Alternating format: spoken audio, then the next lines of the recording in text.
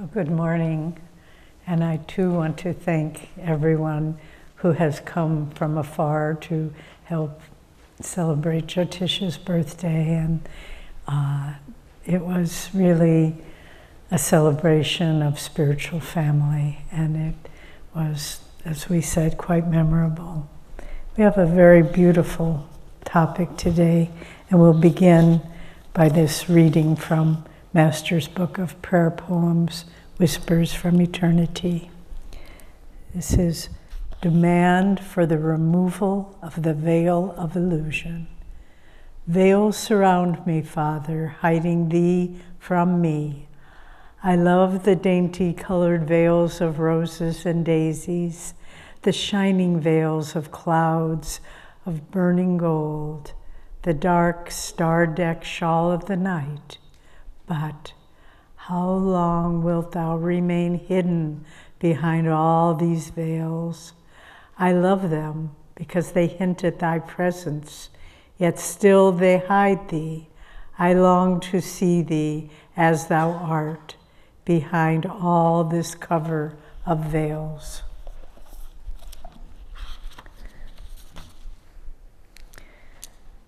So, does God hide the truth?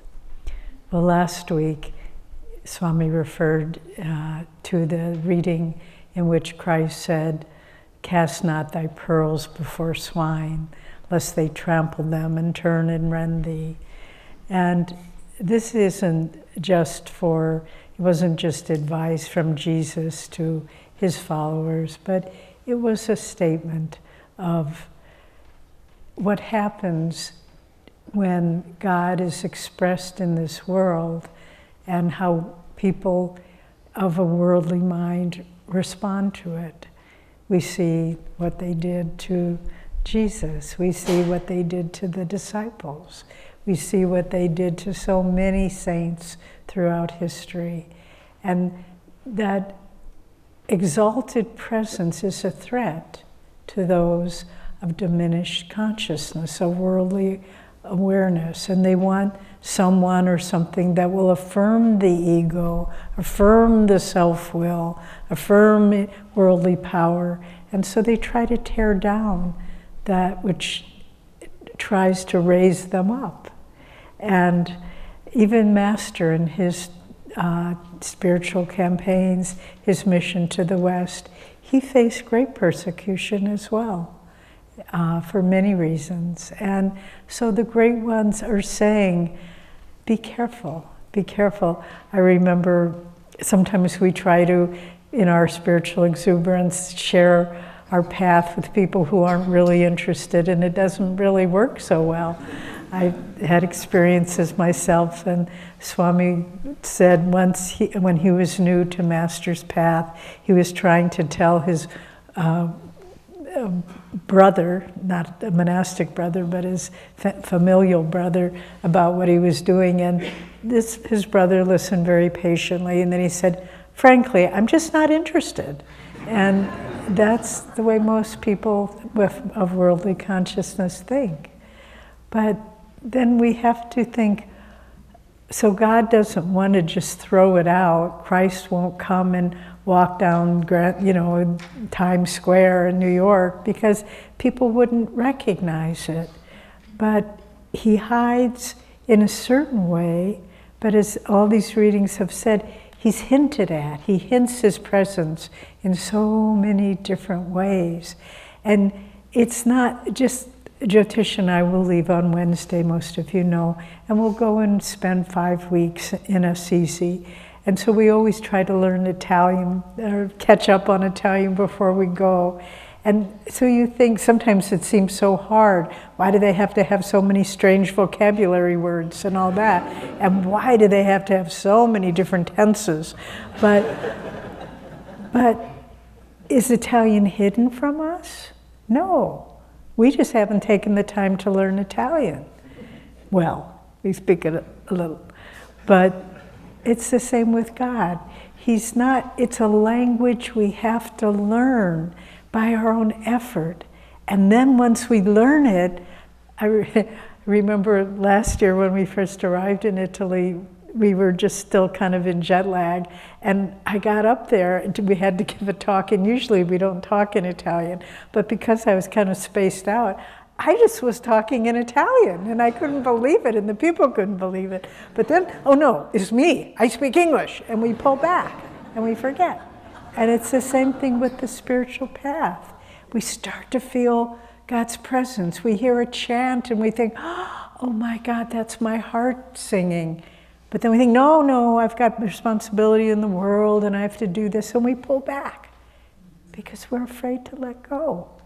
But in that glorious chapter in Autobiography of a Yogi, where Master has been longing and longing to experience God, although it's a little bit of a drama for us because he was born an avatar. But then he's in his guru's ashram trying to meditate. You all know the chapter and experience. If you haven't read Autobiography of a Yogi, do yourself a favor and read it. And if you've read it today, read the chapter in Experience in Cosmic Consciousness. I reread it this morning, and oh my, everything you need to know is there. But so Sri Yukteswar calls him down. You know, he's up in a second floor meditating, and he said, "Come down." And he doesn't say anything. Master doesn't say anything. And then he does it again. "Mukunda, come down." And he said, "I'm meditating, Master." And Sri Yukteswar, who was no nonsense, you know, he says, "I know how you are meditating with your mind like restless leaves, dry leaves in the wind in a storm." And then shamefacedly, Master comes down, and Sri Yukteswar says, "Your desire will be fulfilled today." And Master paused, and he thought, well, he doesn't speak in riddles. What does this mean?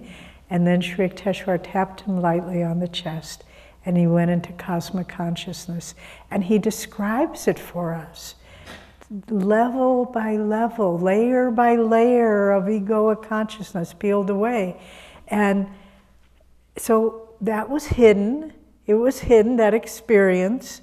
But because of his effort and God's grace, it wasn't hidden anymore. And that will happen to each one of us because the sincerity of our hearts.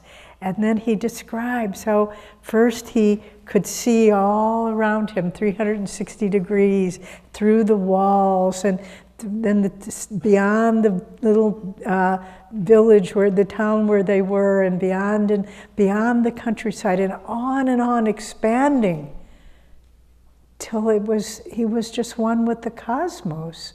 And then, of course, the beautiful conclusion of all that, how far do you go? Master said, I realized the center of the created Imperium was a point of intuitive perception in the human heart. So you go out so far, but then you come home again to the human heart. But then what happened? Because it doesn't end there. Then what happens is, Master said he felt the breath return to his body. The breath had been drawn out of his body like a syringe, he said. And he said, I felt anguishing disappointment to be back in the body. And then Sri Yukteswar says to him, you can't get over drunk with ecstasy. Here's a broom. Let's go sweep the porch, the balcony, and then we'll go for a walk by the Ganges. And so they did.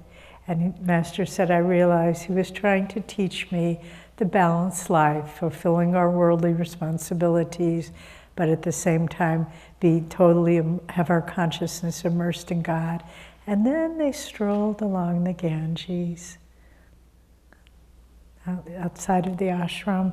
And then Sri Yukteswar made this wonderful statement, which I will read.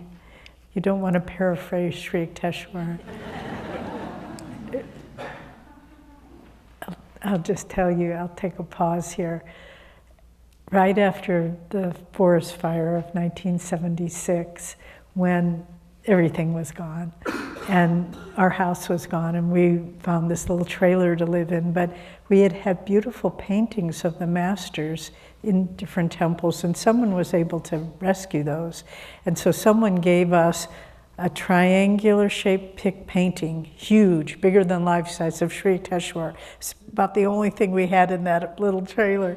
And it was like Sri Yukteswar, I mean, through, that whole period of loss and adaptation and transition, Sri Yukteswar was there in meditation, looking at us like, get on with it. No self-pity, just do it. And anyway, so I've always had a fond spot in my heart for that. Okay, so here is Sri Yukteswar. They're walking by the Ganges.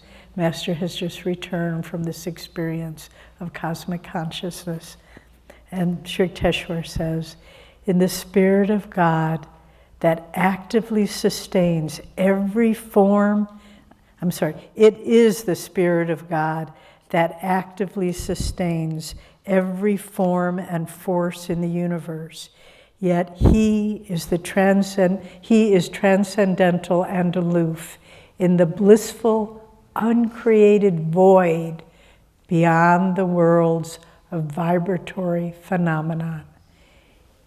He is he is transcendental and aloof in the blissful, uncreated void beyond the worlds of vibratory phenomenon. So does God hide? No. He's in the blissful void. And we have to get there. We have to speak that language. We have to put out the effort and speak the language so that we can find him. And then we can see him everywhere. Swami said, toward the end of his life, he said, I no longer know where Yogananda ends and I begin. And that's where we want to go, where the ego just surrenders. And when that happens, all the phenomenon, we see past it. And we see in the smiles of children, in the beautiful flowers, in spiritual family, in everything. We see God's presence and his love for us. And so I think the question to ask more for our purposes is not, does God hide the truth? Is, why do we hide from God? And that's the problem. God's there, but we hide. Because we're afraid, in part, of who we become without the ego. But we need to remember that the ego isn't who we are. The ego is just this soul identified with the body. And what we want to do is identified with the soul. We don't lose our sense of self. We don't lose our individuality. We just awaken into our higher self. And that's the only place we'll find the happiness we're seeking. We can try to find it in things, in possessions, in power, in the senses, all the things. But in the end, it doesn't satisfy us.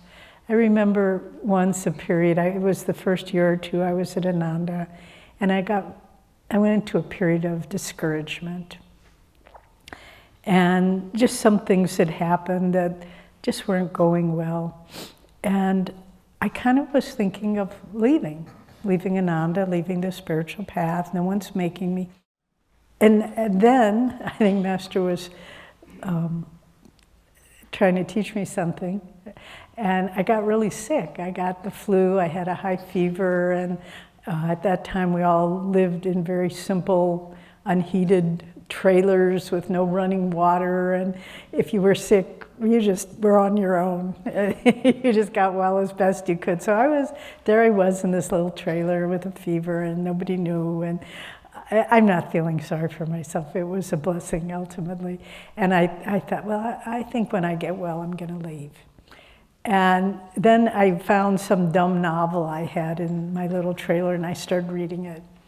And I read it for a while, and I thought, this is kind of boring.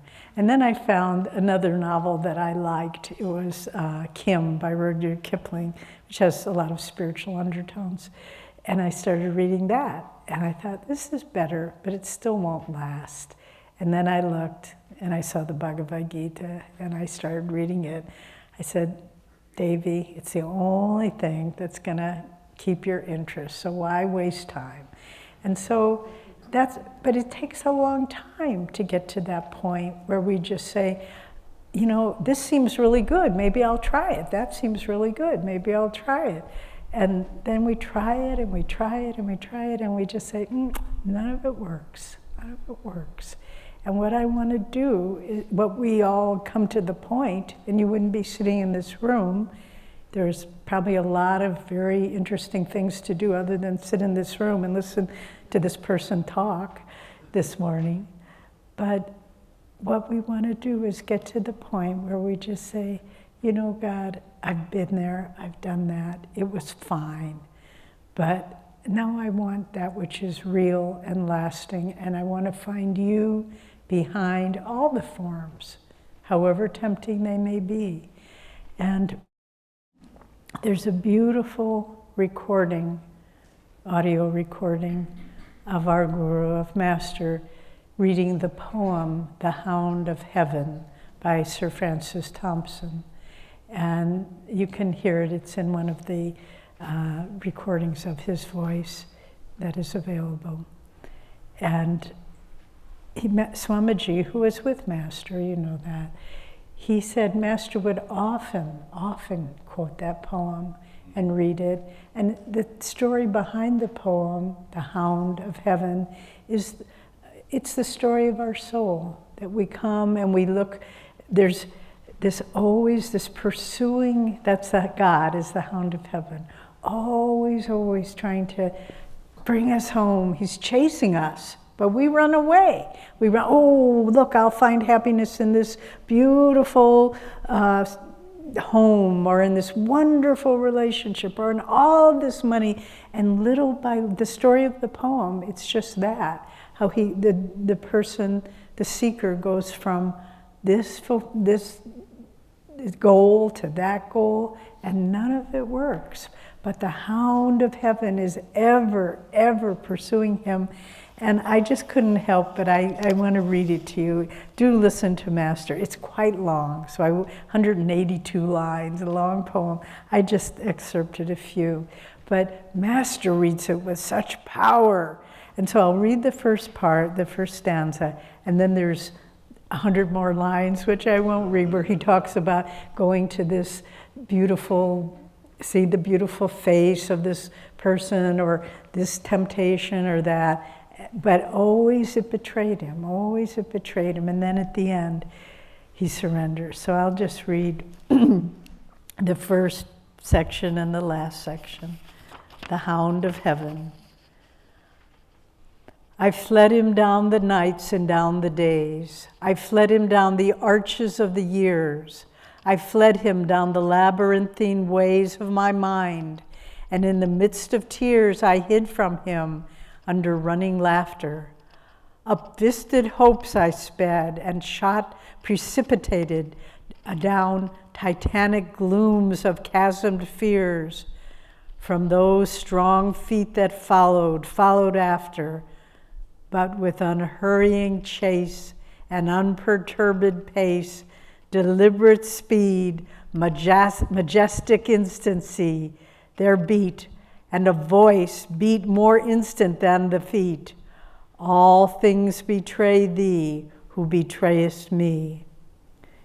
Then he goes through all these experiences, and it concludes, all which I took from thee I did but take, not for thy harms, but just that thou mightest seek it in my arms.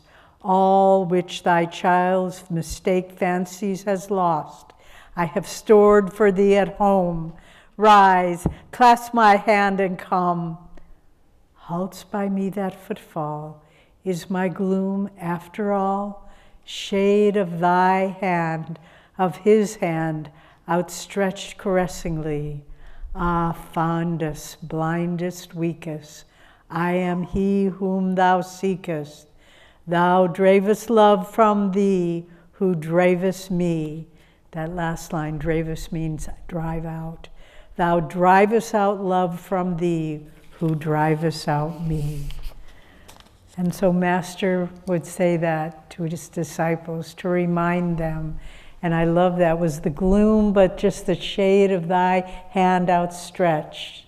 And so, why do we hide from God? And how long will we continue to hide from God? As long as we have hope that this world will fulfill us. But when we get to the point where we say, I think I'm starting to get it. I think it's not going to be out there. I think, Lord, only in Thee will I find peace and happiness and what I've been seeking. So God hides from us only as long as we run from Him. But He's always there, always following us. And if we can remember this and never be afraid, don't be afraid to give God everything you are, everything you know, everything you believe yourself to be. Just offer it up from the ego to the soul nature, and God will be there. Master promised. He said to His disciples, those who stick with me to the end, not just out of mechanical observances, but with deep sincerity, those who stick with me to the end, I, or one of our line of gurus, will personally come and usher them into the astral world. So one day we will be having a party, just like we did yesterday, but it'll be in the astral world, and we won't have to make cupcakes. We just think about them and they'll be there. But that is the promise, to find God's joy for all eternity.